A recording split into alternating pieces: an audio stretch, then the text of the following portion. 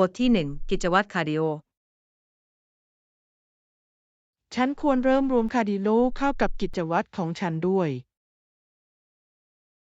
นั่นเป็นความคิดที่ยอดเยี่ยมคาร์ดิโอมีประโยชน์ต่อสุขภาพหัวใจ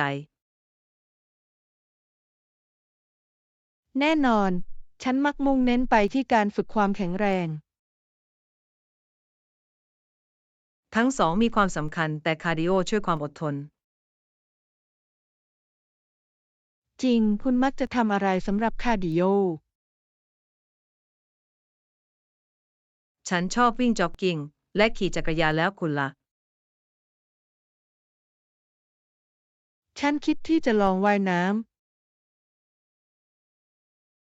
นั่นเป็นตัวเลือกที่ยอดเยี่ยมมันมีผลกระทบต่ำและสนุก ำ เรามากระตุ้นให้กันและกันยึดติดตามกิจวัตรของเรา บทที่ 2 ความท้าทายในการทำงาน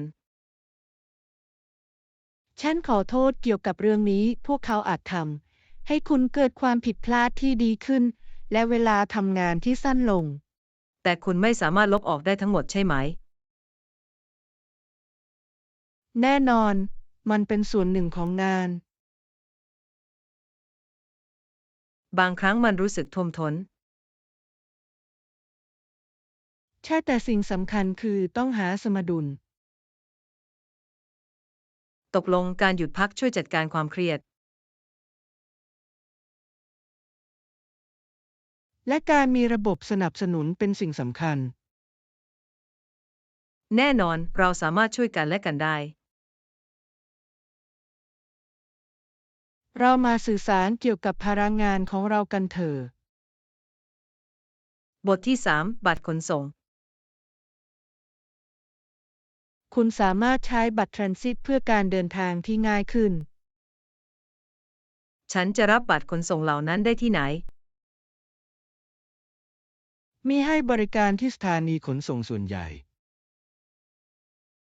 นั่นสะดวกพวกเขาเสนอส่วนลดหรือไม่ ใช่พวกเขามักจะลดค่าโดยสารสำหรับผู้ใช้ปกติ สมบูรณ์แบบฉันเดินทางเยอะมันจะช่วยประหยัดเงินให้ฉัน แน่นอน มันทำให้การเดินทางง่ายขึ้นมาก ฉันจะรับ1 วันสุดสัปดาห์นี้ ยอดเยี่ยม แจ้งให้ฉันทราบว่ามันเป็นอย่างไร บทที่ 4 แผนวันเสาร์ แล้วตอนเย็นวันเสาร์นี้ล่ะ นั้นใช้ได้กับคุณหรือไม่ ใช่ฉันอิสระคุณมีอะไรในใจ ออกไปทานอาหารค่ำและภาพยนตร์กันเถอะ ฟังดูเหมือนคืนที่สนุกสนาน ฉันรู้จักร้านอาหารที่ยอดเยี่ยมที่เราสามารถลองได้ ยอดเยี่ยมฉันชอบลองสถานที่ใหม่ แล้วเราก็จะได้ชมภาพยนตร์เรื่องใหม่ในภายหลัง สมบูรณ์แบบฉันรอคอยมันเลย มันจะเป็นวิธีที่ยอดเยี่ยมในการผ่อนคลาย บทที่ 5 กำหนดเวลาข้อเสนอ เราต้องส่งข้อเสนอภายในวันจันทร์หน้า ถูกต้องนั่นทำให้เรามีกำหนดเวลาที่แน่นหนา ใช่ เราควรเริ่มทำงานในวันนี้ ขั้นตอนแรกที่เราต้องทำคืออะไร เรามาสรุปประเด็นหลักของเราก่อน ความคิดที่ดีนั่นจะช่วยจัดระเบียบความคิดของเรา หลังจากนั้นเราสามารถแบ่งงานได้ สมบูรณ์แบบเราสามารถทำงานได้อย่างมีประสิทธิภาพมากขึ้นด้วยวิธีนี้ ฉันจะจัดการการแนะนบทที่ 6 โครงการโฮมบ้า ำ คุณเคยคิดเกี่ยวกับการตั้งค่าบาร์ในบ้านหรือไม่ ใช่มันฟังดูเหมือนโครงการที่สนุก คุณจะวางไว้ที่ไหน ฉันกำลังคิดที่จะใช้มุมของห้องนั่งเล่น นั่นสามารถใช้งานได้ เป็นพื้นที่ที่ดีสำหรับความบันเทิง แน่นอนฉันต้องการเพิ่มการตกแต่งที่ยอดเยี่ยมเช่นกัน คุณจะเสิร์ฟเครื่องดื่มชนิดใด ค็อกเทลคลาสสิกแน่นอน ฟังดูเหมือนระเบิด ฉันอยากจะช่วยคุณตั้งค่า บทที่ 7 ข้อผิดพลาดในการอบ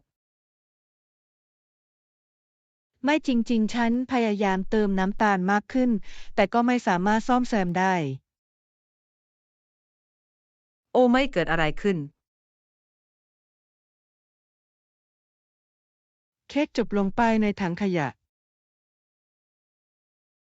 นั่นน่าเสียดายมากบางครั้งการอบอาจเป็นเรื่องยุ่งยาก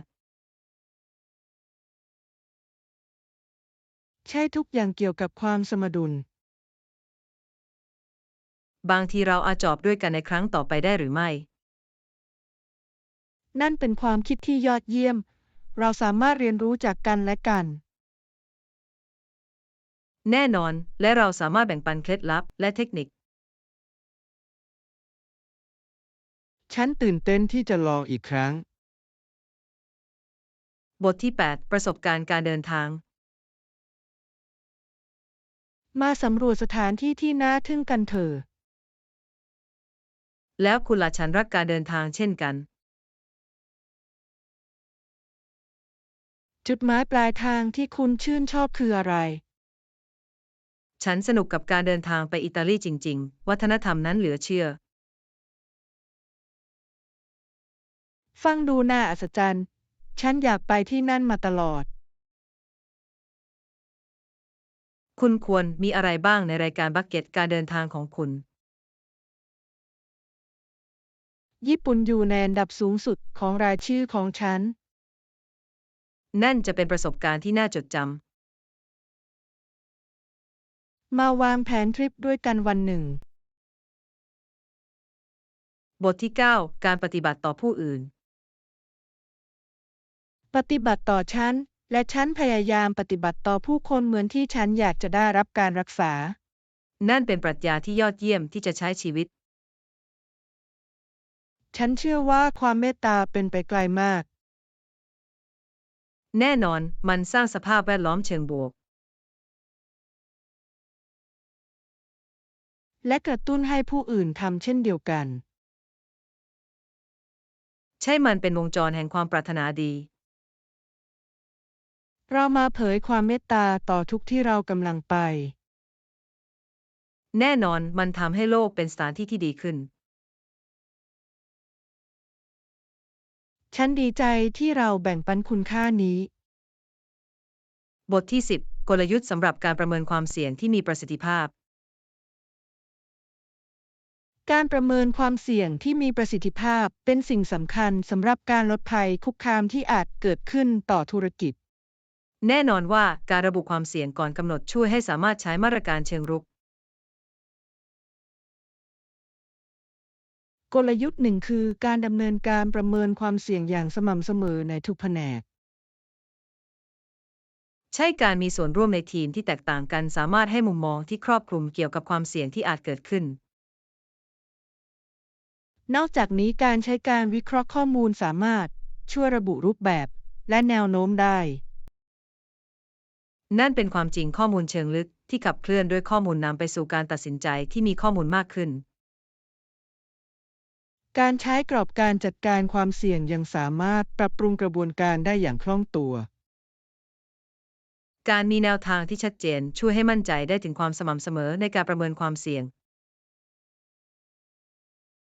ในท้ายที่สุดการประเมินความเสี่ยงที่มีประสิทธิภาพจะช่วยปกป้องอนาคตขององค์กร บทที่ 11 การวางแผนการเดินทาง ฉันต้องวางแผนการเดินทางของฉันควรจองที่พักก่อนหรือไม่ ใช่ควรจองที่พักล่วงหน้า ด้วยวิธีนี้ฉันสามารถมั่นใจได้ว่าฉันมีที่พัก แน่นอนมันเป็นสิ่งสำคัญโดยเฉพาะในช่วงฤดูท่องเที่ยวฉันควรพิจารณาปัจจัยอะไรบ้างเมื่อเลือกสถานที่ สถานที่และราคาเป็นกุญแจสำคัญนอกจากนี้ตรวจสอบความคิดเห็นเพื่อดูคุณภาพประเด็นดี ฉันจะเปรียบเทียบตัวเลือก2-3อย่าง แจ้งให้เราทราบหากคุณต้องการความช่วยเหลือในการวิจัยฉันจะขอบคุณสำหรับการสนับสนุนของคุณ บทที่12แผนวันหยุดสุดสัปดาห์สวัสดีค่ะคุณมีแผนอะไรสำหรับวันหยุดสุดสัปดาห์ ฉันยังไม่แน่ใจคุณมีแนวคิดหรือไม่ แล้วปิกนิกที่สวนล่ะ ฟังดูสนุกฉันชอบอยู่กลางแจ้งเราสามารถนำของว่างและเกมมาได้ สมบูรณ์แบบฉันจะแพ็คแซนด์วิชและเครื่องดื่มยอดเยี่ยม เราควรพบกันในเวลากี่โมง สมมติว่าเที่ยงกันเหรอ ฟังดูดี ฉันรอคอยมันเลย บทที่13ความคิดทางปรัชญา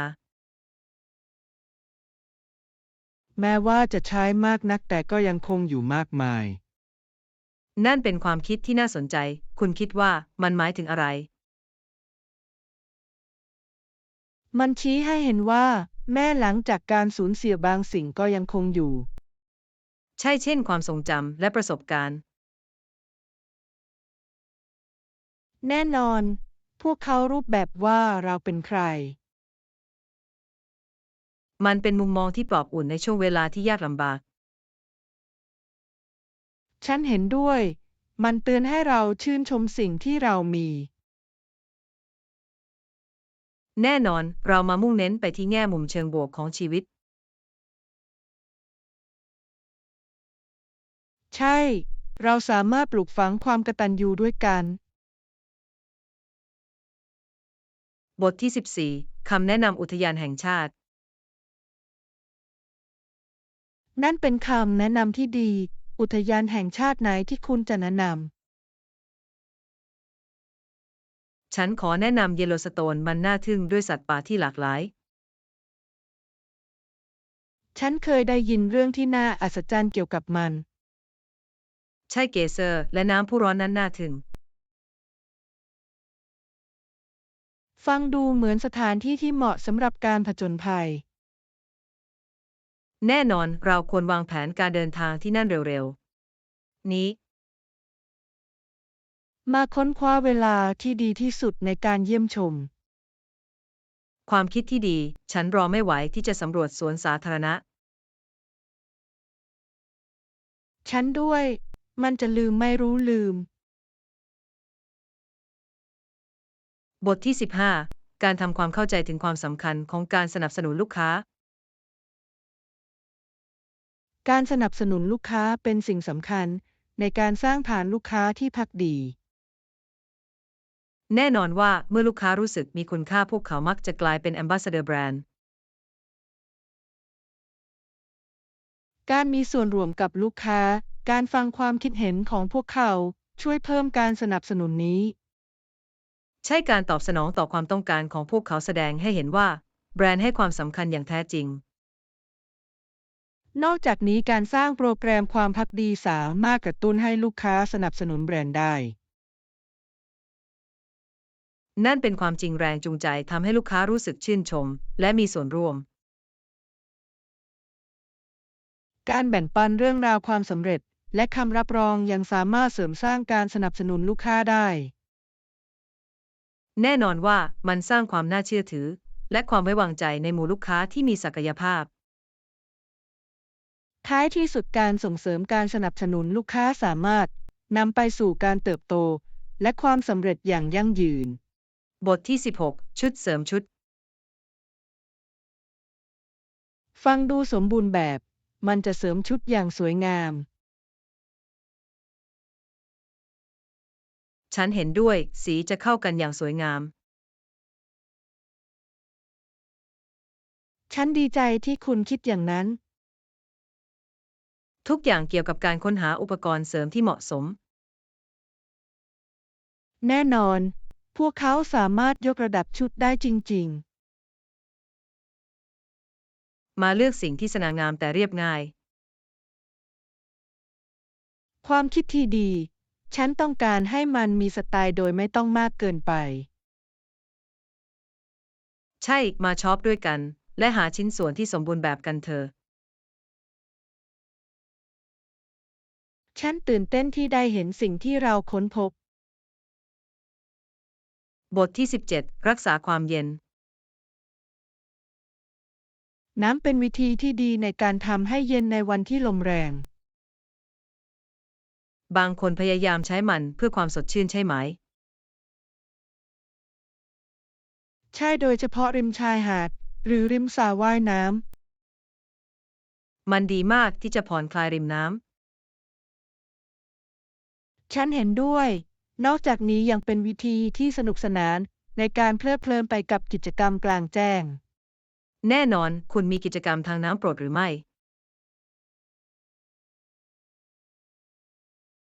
ฉันชอบว่ายน้ำและแพดเดิลบอร์ด ทั้งคู่ก็ยอดเยี่ยม ฉันสนุกกับการพายเรือคายักด้วยตัวเอง มาวางแผนวันที่ทะเลสาบกันเร็วๆนี้ บทที่ 18 ทักษะการเดินทาง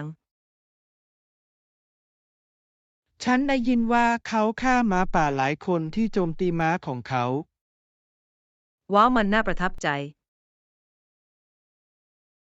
เขาเรียนรู้ที่จะเดินทางไกลบนม้าเช่นกัน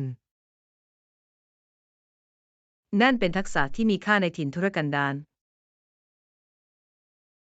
ใช่มันเป็นสิ่งจำเป็นสำหรับการอยู่รอด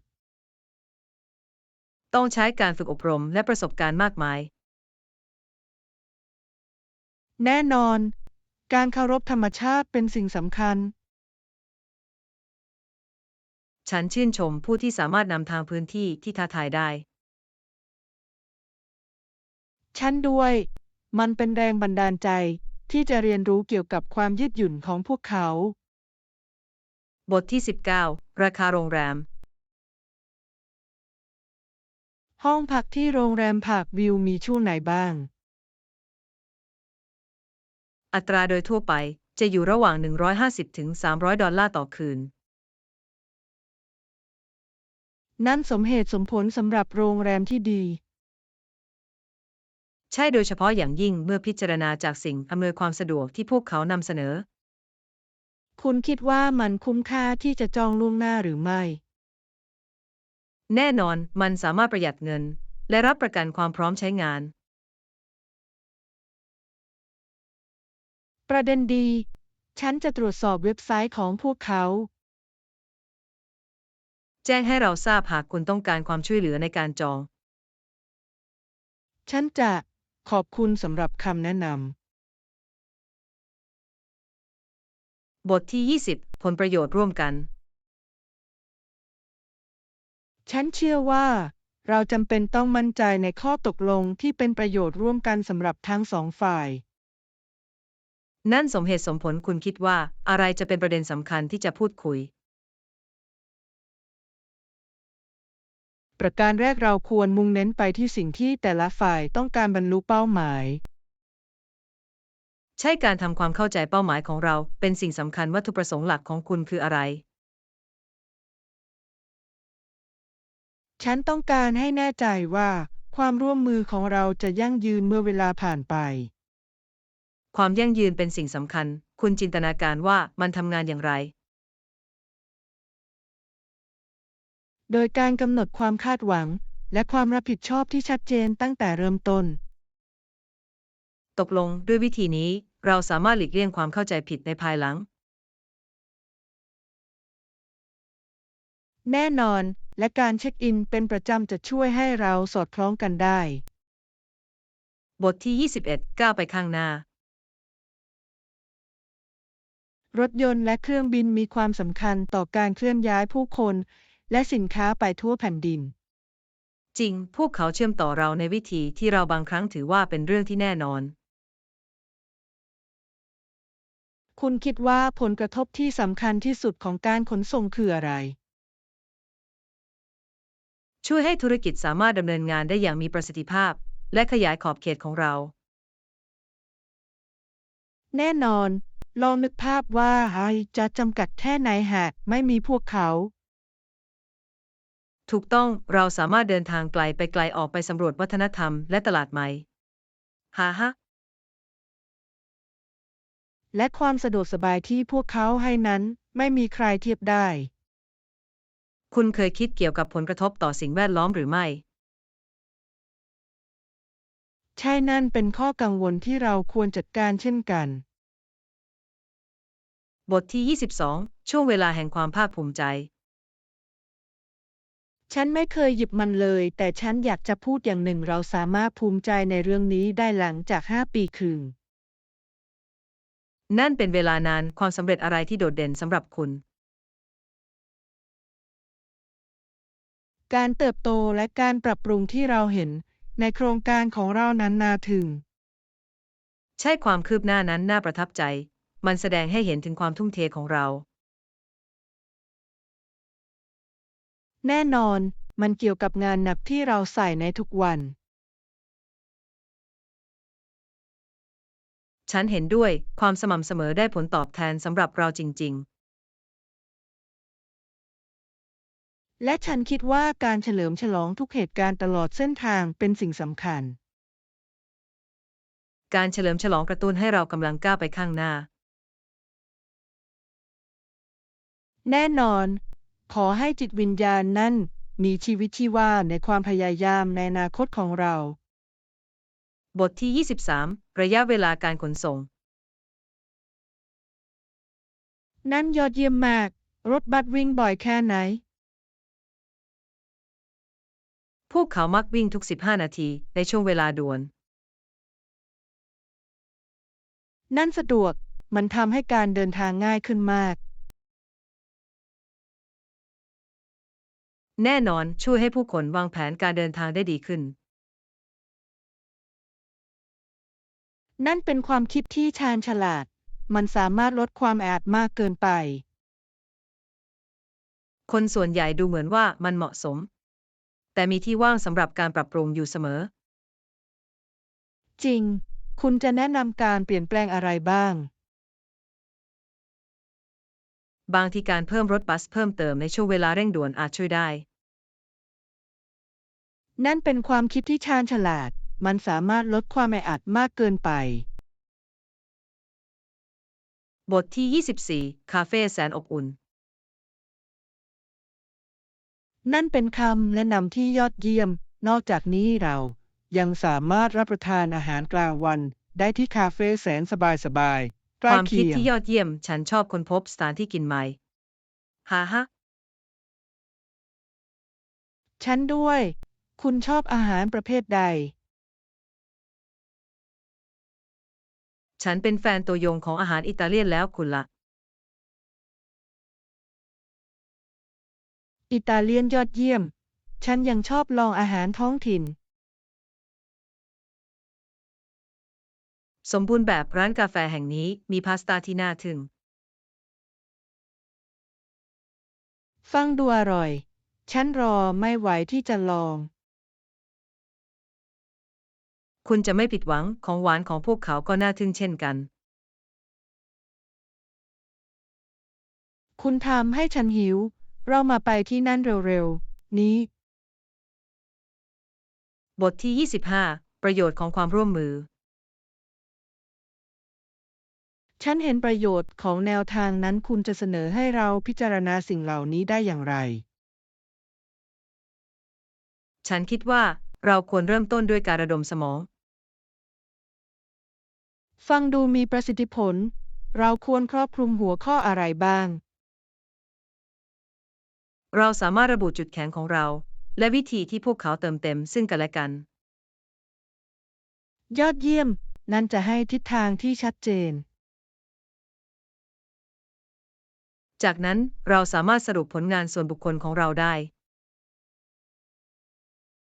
ใช้ความชัดเจนจะช่วยให้เราทำงานได้อย่างมีประสิทธิภาพมากขึ้น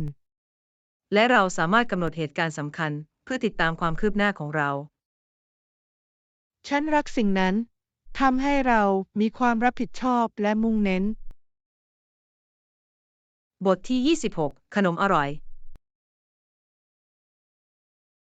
ขนมปังของพวกเขารสชาติที่น่าทึ่ง โอ้ฉันไม่เคยลองไข่ของพวกเขาดีไหม ใช่พวกมันอร่อย ฟูและมีรสชาติมาก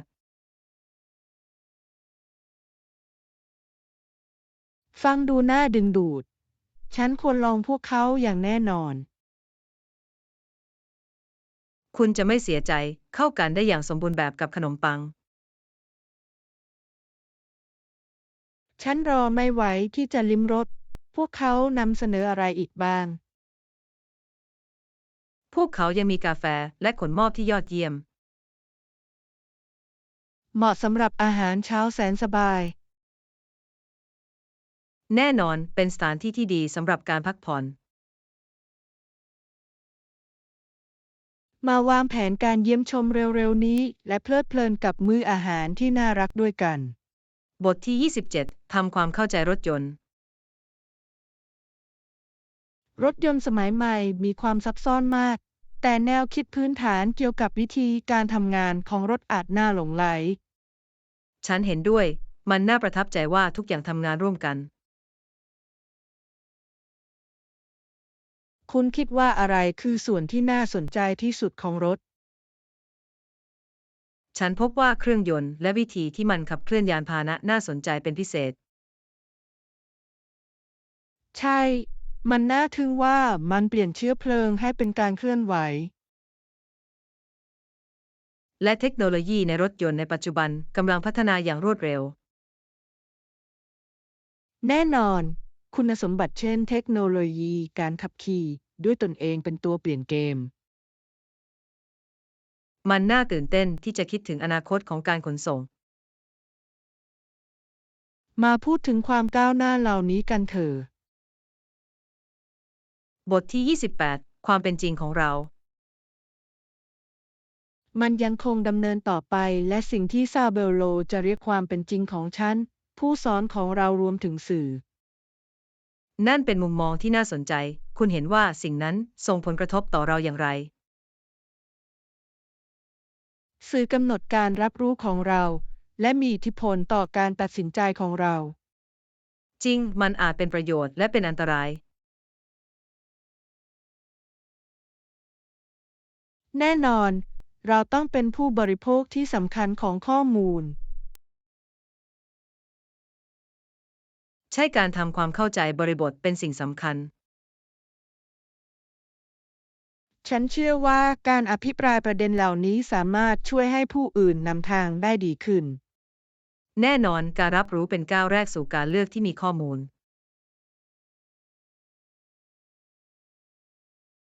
มาสนทนานี้ดำเนินต่อไปกันเถอะ บทที่ 29 สำรวจตัวเลือก นั่นยอดเยี่ยมมาก คุณเคยวิจัยหลักสูตรหรือตำแหน่งเฉพาะหรือไม่ ใช่ฉันได้พิจารณาตัวเลือกต่างๆ ในสาขาของฉัน ที่ยอดเยี่ยม อันไหนโดดเด่นสำหรับคุณ ฉันสนใจบทบาทการจัดการโครงการเป็นพิเศษ พวกเขามีความต้องการสูง คุณคิดว่าทักษะอะไรที่จำเป็น ทักษะการสื่อสารและองค์กรที่แข็งแกร่งเป็นกุญแจสำคัญ แน่นอน พวกเขาสามารถสร้างความแตกต่างอย่างมีนัยสำคัญในความสำเร็จ ฉันยังคิดว่าเครือข่ายสามารถเปิดประตูได้หลายประตู ตกลง เรามาสร้างแรงจูงใจซึ่งกันและกันในการเดินทางในอาชีพของเรา บทที่ 30 อนาคตของการเป็นผู้ประกอบการในเศรษฐกิจดิจิทัล อนาคตของการเป็นผู้ประกอบการมีความเชื่อมโยงกับเทคโนโลยีดิจิตอลมากขึ้น แน่นอนว่าแพลตฟอร์มออนไลน์ให้โอกาสในการเข้าถึงตลาดโลก ผู้ประกอบการสามารถใช้ประโยชน์จากโซเชียลมีเดียเพื่อสร้างการรับรู้แบรนด์ได้อย่างรวดเร็ว ใช่กลยุทธ์การตลาดดิจิทัลสามารถเพิ่มการมีส่วนร่วมของลูกค้าได้อย่างมาก นอกจากนี้อีคอมเมิร์ซยังช่วยให้กระบวนการขายที่คล่องตัวและการโต้ตอบกับลูกค้า นั่นเป็นความจริงการมีตัวตนออนไลน์ที่แข็งแกร่งเป็นสิ่งจำเป็นสำหรับความสำเร็จในวันนี้ นอกจากนี้ผู้ประกอบการยังสามารถใช้การวิเคราะห์ข้อมูลเพื่อทำความเข้าใจพฤติกรรมของลูกค้า